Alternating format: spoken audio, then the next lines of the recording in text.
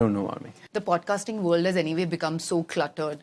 What do you think, as one of India's leading podcasters, is the future of podcasting in India? Okay, the leading podcaster. The leading podcaster. Okay, let's. Fine. This is just me being me. Okay, I'm just making. Yeah. You need to be sorry, you. Okay? I'm a little unapologetic sometimes. Okay. The future, I think it's just getting started. But it's such a saturated market. No, who says saturated? It's surface level. I feel like Nirmala needs to put like special tax on podcast mics. Everybody has podcast mics. Everybody thinks they're podcasters. I believe there are not enough podcasts with depth. It's just like the news world or interviews, right? The way you do it. If somebody wants to become what you do, it's so difficult for them to do what you do because there's a huge legacy.